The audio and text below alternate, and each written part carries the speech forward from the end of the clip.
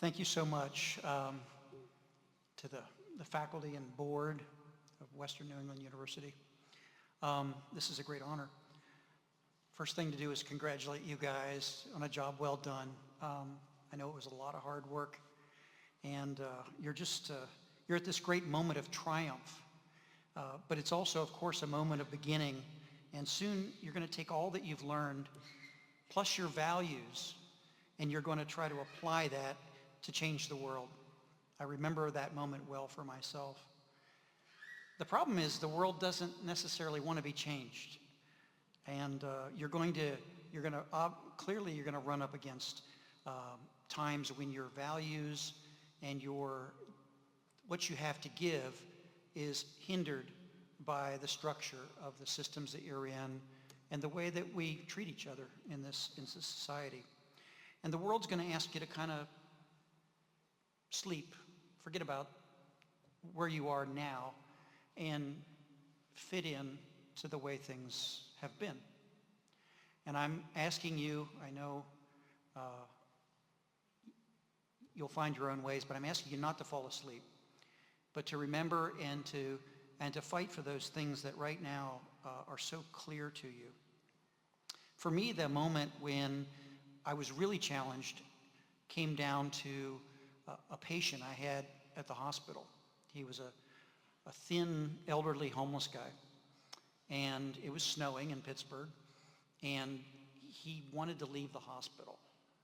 And I tried to connect with him. I tried to convince him, it's not safe, you're not ready, but he insisted on leaving.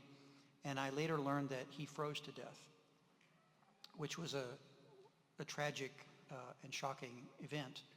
But what really shocked me was hearing some of my peers referring to him as a bumsicle, as a person who froze. And to me, that was a wake-up call that we were losing our humanity. And in fact, the more I looked, the more I realized that perhaps the sickest patient that I knew was my own health system. And thank you.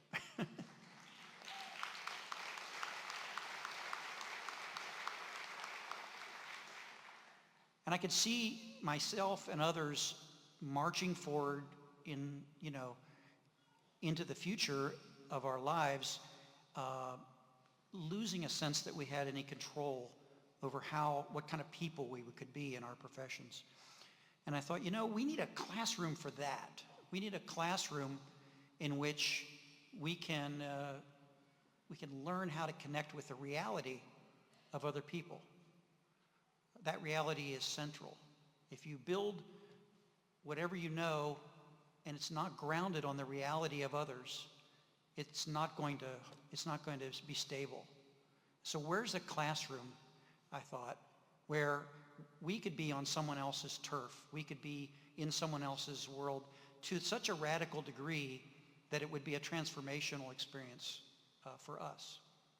And that's when I began to think about the folks that were sleeping under bridges, like the man that we lost. So to be really clear, I did not go on the street to save homeless people. I went on the streets to save myself and to save the profession that I loved, because it was us that was at risk. And my friends on the streets have been, for the past 25 years, have been gracious enough to let us come into their lives, see how reality really looks. And so I'm grateful for them. But I faced a moment there where how does a doctor go under bridges? I'd never heard of such a thing.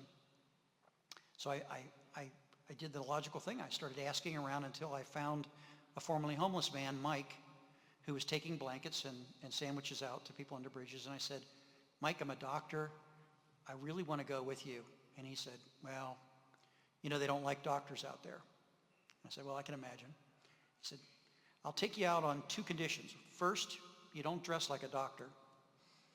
And the second, you don't act like a jerk. But his language was stronger. So I thought, I've got to make this work. So I went to the church library and I found a book, actually the first book I ever read on homelessness, called 52 Ways to Help the Homeless. And in it, there's a chapter that describes how to dress like a homeless person so that you can mingle. So here I am in the backyard putting dirt in my hair, and my 3 little boys at the time came out and they said, "Daddy, what are you doing?" It must have looked like fun. And I said, "Well, I'm going to visit people who don't have homes." "Why don't they have homes?" "I don't know yet. Can we come along?" I said, "Maybe next time." So I showed up, and Mike looked at me and he said, "Well, you got the look. We'll see if you can keep up."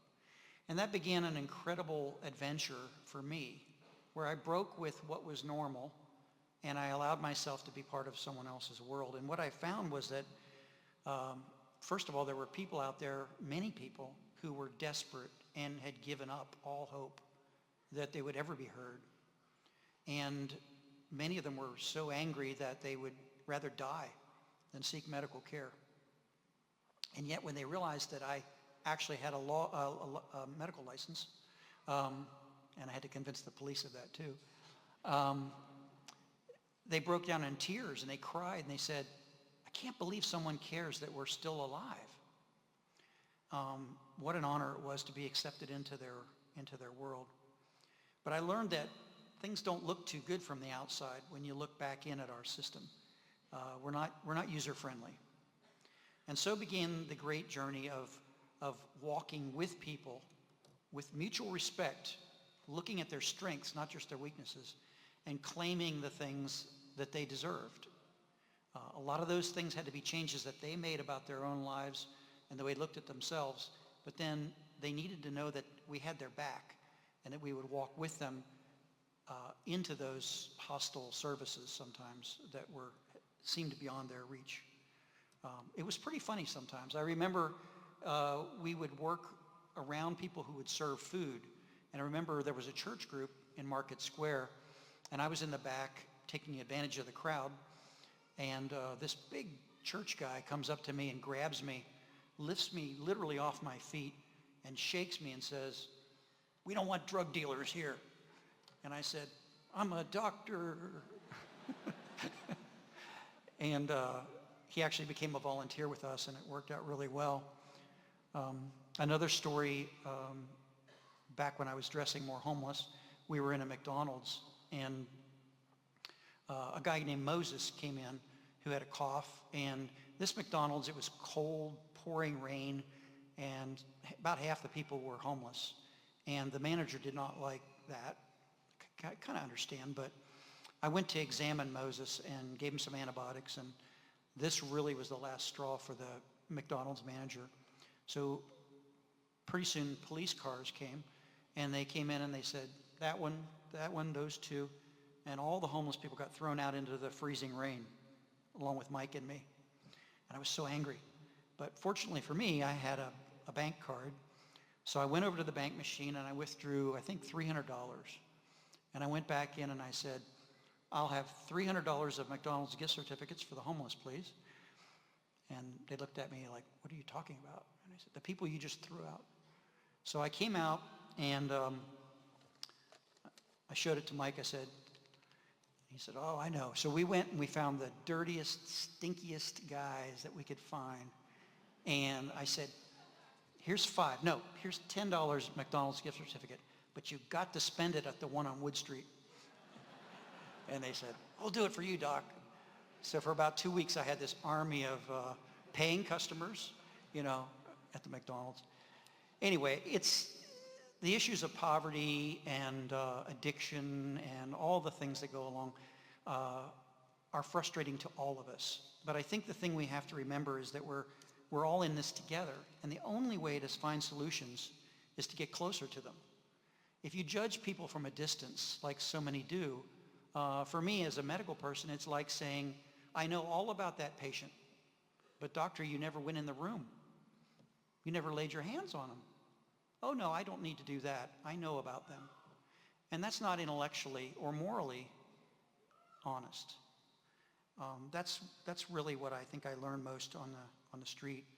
The other thing is that when you start doing something that's right, even if you don't know how to do it, people come to your rescue and they join and they bring their own gifts. And so we've grown to a program now that is a 24/7 program. We have this deep bond with the folks on the street, and we've housed over 1,500 chronically homeless people in their own apartments, which I would not have believed we could do in the 90s. We've had some go on to college from the street, and it's great to watch people reclaim their lives. But even if they don't, just knowing you're not alone, I think makes us all feel better and be better people. The street medicine movement has gone across the country, and in fact across the world. We're now partners in 100 cities throughout the world. And who would have thought when I was putting dirt in my hair, that was all going to happen. But I think it's another thing is just to stick to your convictions, and like good investments, they will add up and take you places you never could have imagined. So this is really about you guys, I know. And I just want to relate to you that you're really in a sacred moment here. And I wish you the very, very best. I know you can change the world beyond what my generation has done. And if you go into the world in that spirit, you're going to find a deeper meaning in your careers. Don't just accept what the world tells you is the way things have to be. You've worked hard for your degrees. And so you have the right to apply them in the way that is most meaningful to you. So my hope is that each of you are going to find your own amazing ways to apply what you've learned here in this wonderful university to build us all a happier, healthier, better future in which we treat others as we would want to be treated ourselves. Thanks again. Congratulations, and God bless you all.